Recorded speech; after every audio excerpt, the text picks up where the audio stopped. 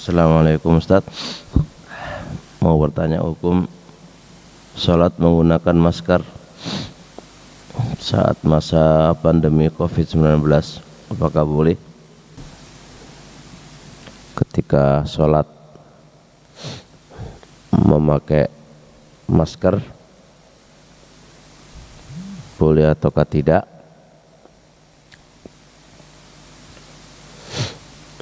Di sana ada hadis tentang larangan seseorang ketika sholat menutup mulut dan hidungnya. Sebuah hadis diriwayatkan oleh Abu Dawud dan juga yang lain dari sahabat Abu Hurairah radhiyallahu taala anhu. Kata Rasulullah alaihi salatu wasalam, nah Rasulullah sallallahu alaihi wasallam ayyughtiya ar-rajulu fahu. Rasulullah alaihi salatu wasalam melarang seorang laki-laki menutupi mulutnya. Hadis ini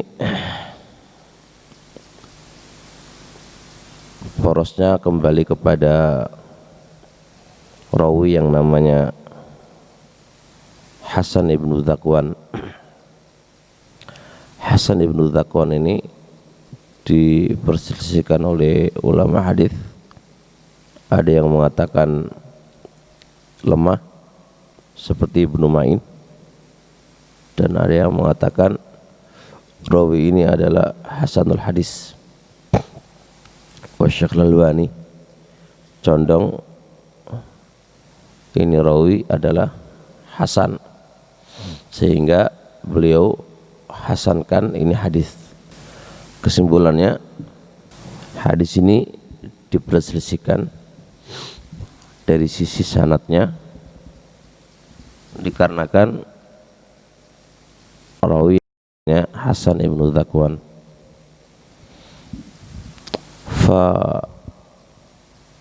Hadis ini taruhlah hasan, maka dilarang seorang, tidak mesti seorang laki-laki, umum. Nah Rasulullah ayyughtiya fahu, Rasul melarang untuk menutupi mulutnya. Menutupi mulut atau hidung itu dilarang. Ada beberapa tinjauan oleh para ulama, disebutkan oleh Imam Kasani dalam kitab Badi'us Shana'i.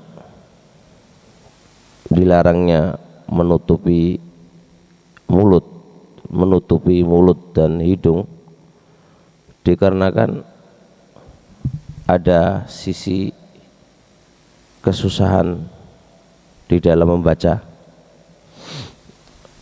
Alasan kedua, dikarenakan tasyabbuh dengan orang Majusi, karena mereka ketika beribadah kepada Allah, mereka menutupi mulut-mulut mereka. Yang nomor tiga, beribadah kepada Allah Subhanahu wa taala itu dibutuhkan tawadhu, kerendahan, ketundukan. Di saat dia menutupi mulutnya, maka itu adalah ada sisi kesombongan. Coba kalau antum bicara sama manusia biasa, lalu kamu tutupi mulutnya, maka itu ada sisi kesombongan, tidak beradab. Antum bicara sama orang di depan orang, kamu tutup mulutmu dengan tangan, kamu tutup mulutmu dengan baju, maka itu kurang sopan, ada sisi pelecehan. Maka ketika engkau beribadah kepada Allah, yang itu ada sisi munajat, berbicara dengan Allah, meminta kepada Allah, kamu tutupi mulutmu, berarti itu ada sisi pelecehan, tidak beradab kepada Allah Subhanahu wa taala. Maka dengan 3 alasan tadi, dan yang mendasarinya adalah hadis Nabi alaihi salatu wassalam, maka ulama 4 sepakat bahwasanya menutupi mulut dan hidung dengan apa saja itu dihukumi makruh,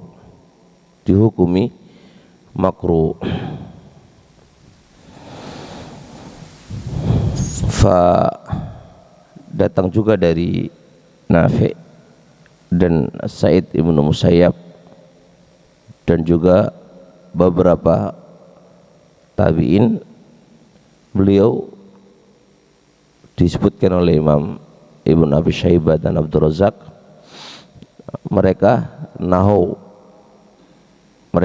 karihu ay yatalathamu ar-rajulu fahu fi shalah, mereka membenci seorang laki-laki itu menutupi mulut dan hidungnya di dalam salatnya. Oleh karenanya hukum ini tidak khusus untuk laki-laki saja, karena an-nisa'u syaqaiqur rijal, wanita itu adalah bagian dari laki-laki, hukum laki-laki juga hukum untuk perempuan, karena kaidahnya an-nisa'u syaqaiqur rijal, enggak boleh seorang wanita itu sholat dengan memakai cadar, karena memakai cadar itu berarti menutupi mulutnya dan menutupi hidungnya, enggak boleh. Makanya enggak boleh seorang wanita sholat di rumah-rumah mereka memakai cadar, karena itu dilarang oleh Rasulullah SAW, dan hikmah larangan 3 yang saya sebutkan tadi. Kemudian setelah kita tahu hukumnya atau datang larangan dari Nabi, yang kedua hikmah dilarangnya, ketiga hukum ini umum untuk laki-laki dan perempuan, dan yang paling terpenting perhatikan ikhwan adalah mura'atul adab, memperhatikan adab kita dengan Allah Subhanahu wa taala. Sebagaimana enggak adab kalau kita bicara sama manusia dengan menutup mulut. Itu yang harus diperhatikan, karena berbicara sama orang itu harus memiliki adab. Maka begitu pula dengan Allah Subhanahu wa taala, lebih kita harus beradab. Amat tidak beradab kalau kita bicara sama manusia, kita tutup mulut kita dengan tangan atau dengan yang lain. Maka begitu pula amat tidak beradab kepada Allah kalau kita tutupi mulut kita. Ini catatan penting yang harus diperhatikan. Kemudian kalau kita sudah tahu hukumnya, bahwasanya asal menutupi mulut sama hidung adalah hukumnya makruh, maka boleh enggak ketika dibutuhkan? Ini yang harus saya sering mencatat bahasa dibutuhkan, jangan terlalu bermudah-mudahan dengan kata-kata dibutuhkan. Hendaknya seseorang memperhatikan kata-kata dibutuhkan. Secara kaidah memang makruh itu bisa dilakukan ketika dibutuhkan. Perkara makruh boleh dilakukan ketika dibutuhkan. Kaidah ini, munculnya kaidah ini karena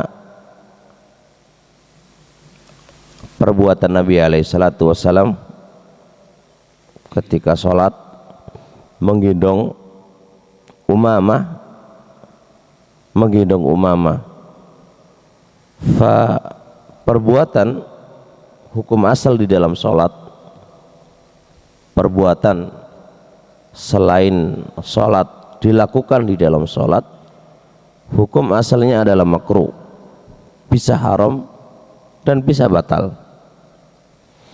Perbuatan Nabi alaihi salatu wassalam ketika menggendong, itu menggendong bukan perbuatan sholat, tapi ketika dibutuhkan di dalam sholat maka itu diperbolehkan. Dengan memicu perbuatan Nabi tadi, yaitu menggendong Umamah, nggak mungkin kita katakan perbuatan Nabi di dalam sholat menggendong tadi hukumnya haram atau batal sholatnya, karena itu dilakukan oleh Nabi. Berarti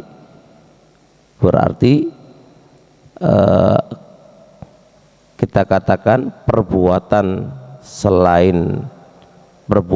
selain sholat dilakukan ketika sholat, itu berarti paling tidak hukumnya makruh. Kok bisa? Karena inna fi sholati la syughla, sholat itu udah ada kesibukan khusus. Nah, kalau ada kesibukan khusus, nggak boleh selain sholat itu dimasukkan.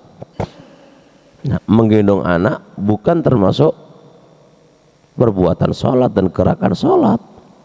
Nah, kenapa Nabi lakukan? Nah, itulah munculnya kaidah makruh itu boleh dilakukan kalau dibutuhkan. Nah, memang dibutuhkan oleh Nabi saat itu, sehingga boleh dilakukan ketika dibutuhkan. Makanya seorang wanita ketika dia sholat di luar dan banyak kaum laki-laki, ya boleh ditutup wajahnya. Kenapa boleh? Karena dibutuhkan. Dan itu juga jawaban Imam Ahmad rahmatullah alaih dan juga Imam Ibn Abil Bar dalam kitab Al-Istidhkar.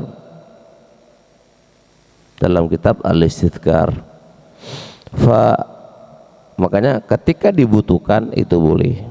Misal contoh dibutuhkan, Anda memiliki hassasa, sensitif dengan udara, maka jikalau terbuka